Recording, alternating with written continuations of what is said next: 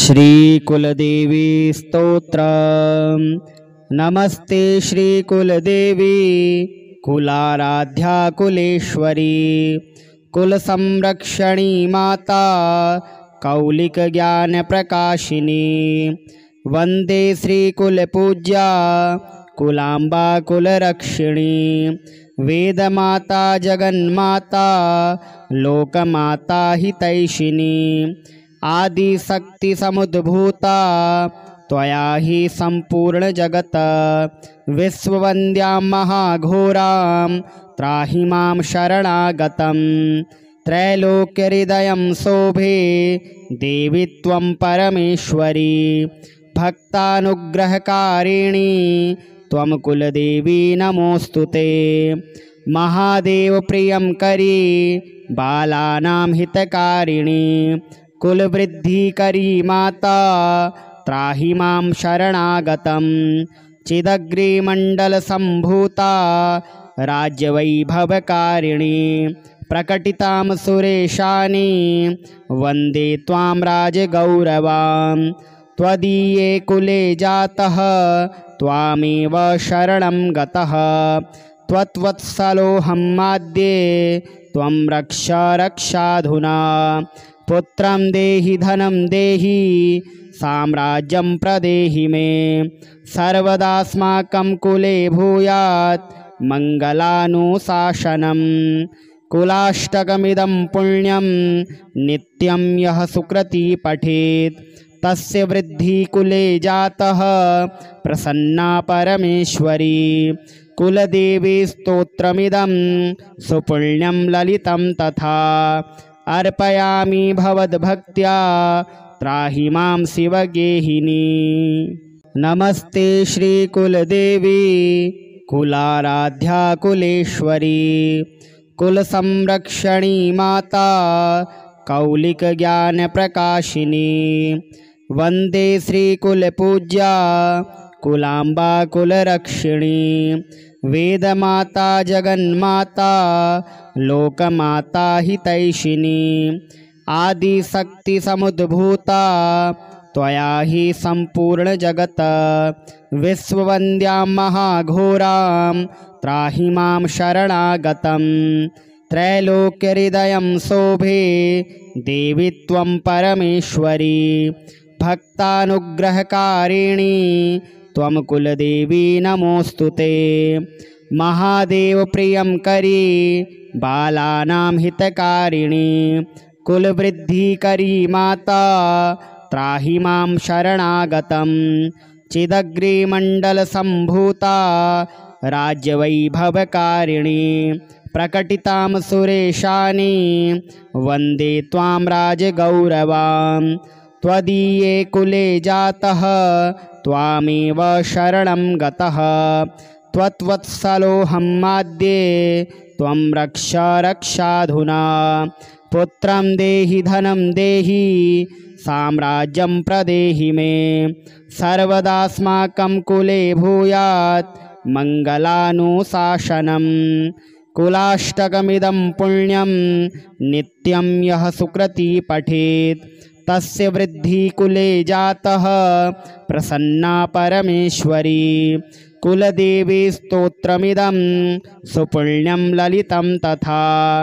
अर्पयामि भवद्भक्त्या त्राहि मां शिवगेहिनी। नमस्ते श्रीकुलदेवी कुलाराध्या कुलेश्वरी कुलसंरक्षणी माता कौलिक ज्ञान प्रकाशिनी वंदे श्रीकुलपूज्या कुलांबा कुलरक्षिणी वेदमाता जगन्माता लोकमाता हितैषिणी आदिशक्ति समुद्भूता त्वया हि संपूर्ण जगत विश्ववन्द्यां महाघोरां त्राहि मां शरणागतं त्रैलोक्यहृदयं शोभे देवी त्वं परमेश्वरी भक्तानुग्रहकारिणी त्वं कुलदेवी नमोस्तुते महादेव प्रियं करी बालानां हितकारिणी कुलवृद्धिकरी माता त्राहि मां शरणागतं चिदग्रिमण्डलसम्भूता राज्यवैभवकारिणी प्रकटितां सुरेशानि वन्दे त्वां राजगौरवां त्वदीये कुले जातः त्वामेव शरणं गतः त्वत्वत्सलोऽहमाद्ये त्वं रक्ष रक्षाधुना पुत्रं देहि धनं देहि साम्राज्यं प्रदेहि मे सर्वदास्माकं कुले भूयात् मङ्गलानुशासनं कुलाष्टकमिदं पुण्यं नित्यं यः सुकृती पठेत् तस्य वृद्धि कुले जातः प्रसन्ना परमेश्वरी कुलदेवी स्तोत्रमिदं सुपुण्यं ललितं तथा अर्पयामि भवद्भक्त्या त्राहि मां शिवगेहिनी। नमस्ते श्रीकुलदेवी कुलाराध्या कुलेश्वरी कुलसंरक्षणी माता कौलिकज्ञानप्रकाशिनी वन्दे श्रीकुलपूज्या कुलाम्बा कुलरक्षिणी वेदमाता जगन्माता लोकमाता हितैषिणी आदिशक्तिसमुद्भूता त्वया हि सम्पूर्णजगत् विश्ववन्द्यां महाघोरां त्राहि मां शरणागतं त्रैलोक्यहृदयं शोभे देवी त्वं परमेश्वरी भक्तानुग्रहकारिणी त्वं कुलदेवी नमोऽस्तुते महादेवप्रियं करी बालानां हितकारिणी कुलवृद्धिकरी माता त्राहि मां शरणागतं चिदग्रिमण्डलसम्भूता राज्यवैभवकारिणी प्रकटितां सुरेशानि वन्दे त्वां राजगौरवां त्वदीये कुले जातः त्वामेव शरणं गतः त्वत्वत्सलोऽहमाद्ये त्वं रक्ष रक्षाधुना पुत्रं देहि धनं देहि साम्राज्यं प्रदेहि मे सर्वदास्माकं कुले भूयात् मङ्गलानुशासनं कुलाष्टकमिदं पुण्यं नित्यं यः सुकृती पठेत् तस्य वृद्धि कुले जातः प्रसन्ना परमेश्वरी कुलदेवी स्तोत्रमिदं सुपुण्यं ललितं तथा अर्पयामि भवद्भक्त्या त्राहि मां शिवगेहिनी। नमस्ते श्रीकुलदेवी कुलाराध्या कुलेश्वरी कुलसंरक्षणी माता कौलिकज्ञानप्रकाशिनी वन्दे श्रीकुलपूज्या कुलाम्बा कुलरक्षिणी वेदमाता जगन्माता लोकमाता हितैषिणी आदिशक्तिसमुद्भूता त्वया हि सम्पूर्णजगत् विश्ववन्द्यां महाघोरां त्राहि मां शरणागतं त्रैलोक्यहृदयं शोभे देवी त्वं परमेश्वरी भक्तानुग्रहकारिणी त्वं कुलदेवी नमोऽस्तुते महादेवप्रियं करी बालानां हितकारिणी कुलवृद्धिकरी माता त्राहि मां शरणागतं चिदग्रिमण्डलसम्भूता राज्यवैभवकारिणी प्रकटितां सुरेशानि वन्दे त्वां राजगौरवां त्वदीये कुले जातः त्वामेव शरणं गतः त्वत्वत्सलोऽहमाद्ये त्वं रक्ष रक्षाधुना पुत्रं देहि धनं देहि साम्राज्यं प्रदेहि मे सर्वदास्माकं कुले भूयात् मङ्गलानुशासनं कुलाष्टकमिदं पुण्यं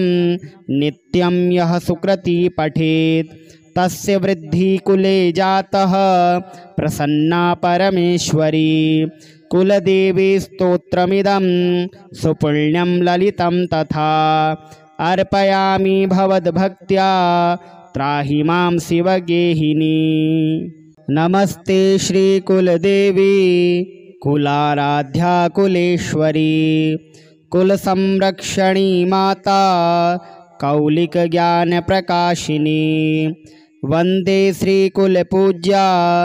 कुलाम्बा कुलरक्षिणी वेदमाता जगन्माता लोकमाता हितैषिणी आदिशक्तिसमुद्भूता त्वया हि सम्पूर्णजगत् विश्ववन्द्यां महाघोरां त्राहि मां शरणागतं त्रैलोक्यहृदयं शोभे देवि त्वं परमेश्वरी भक्तानुग्रहकारिणी त्वं कुलदेवी नमोऽस्तु ते महादेवप्रियं करी बालानां हितकारिणी कुलवृद्धिकरी माता त्राहि मां शरणागतं चिदग्रिमण्डलसम्भूता राज्यवैभवकारिणी प्रकटितां सुरेशानि वन्दे त्वां राजगौरवां त्वदीये कुले जातः त्वामेव शरणं गतः त्वत्वत्सलोऽहं माद्ये त्वं रक्ष रक्षाधुना पुत्रं देहि धनं देहि साम्राज्यं प्रदेहि मे सर्वदास्माकं कुले भूयात् मङ्गलानुशासनं कुलाष्टकमिदं पुण्यं नित्यं यः सुकृती पठेत् तस्य वृद्धिः कुले जातः प्रसन्ना परमेश्वरी कुलदेवी स्तोत्रमिदं सुपुण्यं ललितं तथा अर्पयामि भवद्भक्त्या त्राहि मां शिवगेहिनी नमस्ते श्रीकुलदेवी कुलाराध्या कुलेश्वरी कुलसंरक्षणी माता कौलिकज्ञानप्रकाशिनी वन्दे श्रीकुलपूज्या कुलाम्बा कुलरक्षिणी वेदमाता जगन्माता लोकमाता हितैषिणी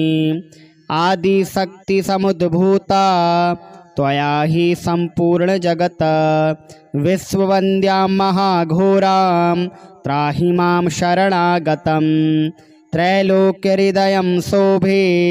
देवि त्वं परमेश्वरी भक्तानुग्रहकारिणी त्वं कुलदेवी नमोऽस्तु ते महादेवप्रियं करी बालानां हितकारिणी कुलवृद्धिकरी माता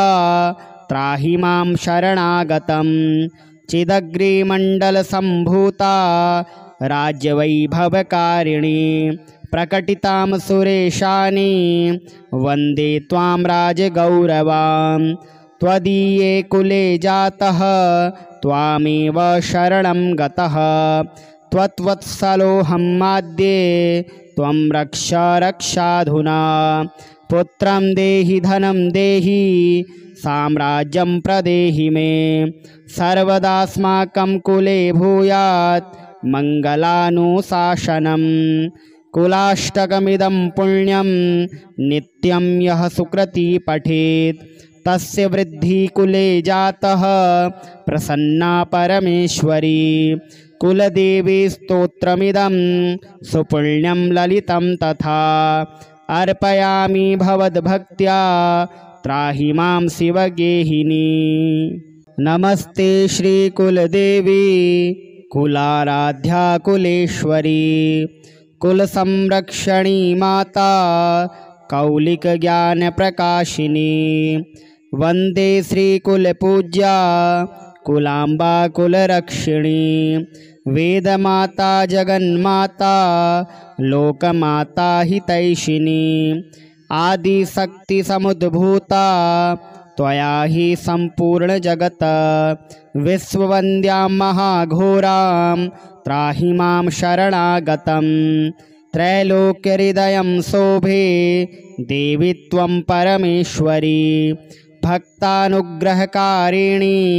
त्वं कुलदेवी नमोऽस्तु ते महादेवप्रियं करी बालानां हितकारिणी कुलवृद्धिकरी माता त्राहि मां शरणागतं चिदग्रिमण्डलसम्भूता राज्यवैभवकारिणी प्रकटितां सुरेशानि वन्दे त्वां राजगौरवां त्वदीये कुले जातः त्वामेव शरणं गतः त्वत्वत्सलोऽहं माद्ये त्वं रक्ष रक्षाधुना पुत्रं देहि धनं देहि साम्राज्यं प्रदेहि मे सर्वदास्माकं कुले भूयात् मङ्गलानुशासनं कुलाष्टकमिदं पुण्यं नित्यं यः सुकृती पठेत् तस्य वृद्धिः कुले जातः प्रसन्ना परमेश्वरी कुलदेवी स्तोत्रमिदं सुपुण्यं ललितं तथा अर्पयामि भवद्भक्त्या त्राहि मां शिवगेहिनी। नमस्ते श्रीकुलदेवी कुलाराध्या कुलेश्वरी कुलसंरक्षणी माता कौलिकज्ञानप्रकाशिनी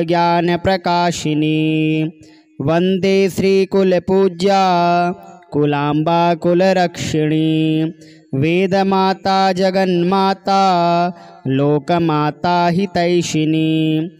आदिशक्तिसमुद्भूता त्वया हि सम्पूर्णजगत् विश्ववन्द्यां महाघोरां त्राहि मां शरणागतं त्रैलोक्यहृदयं शोभे देवी त्वं परमेश्वरी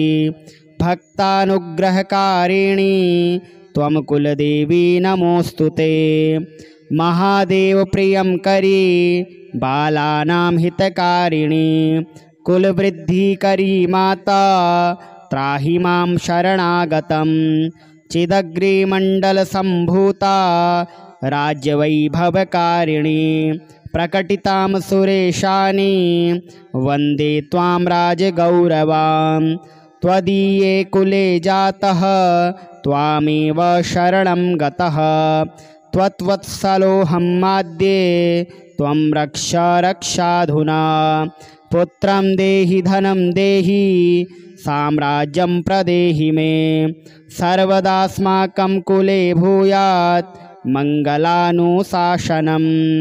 कुलाष्टकमिदं पुण्यं नित्यं यः सुकृती पठेत् तस्य वृद्धिः कुले जातः प्रसन्ना परमेश्वरी कुलदेवी स्तोत्रमिदं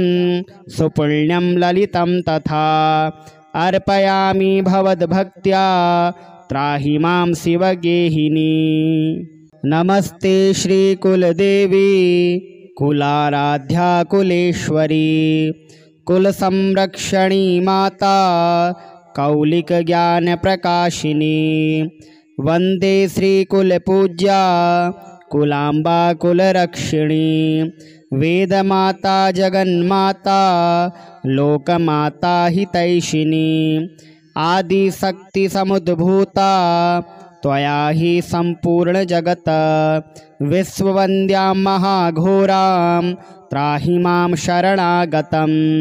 त्रैलोक्यहृदयं शोभे देवी त्वं परमेश्वरी भक्तानुग्रहकारिणी त्वं कुलदेवी नमोऽस्तुते महादेव प्रियं करी बालानां हितकारिणी कुलवृद्धिकरी माता त्राहि मां शरणागतं चिदग्रिमण्डलसम्भूता राज्यवैभवकारिणी प्रकटितां सुरेशानि वन्दे त्वां राजगौरवां त्वदीये कुले जातः त्वामेव शरणं गतः त्वत्वत्सलोऽहं माद्ये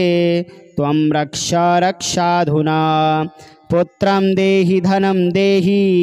साम्राज्यं प्रदेहि मे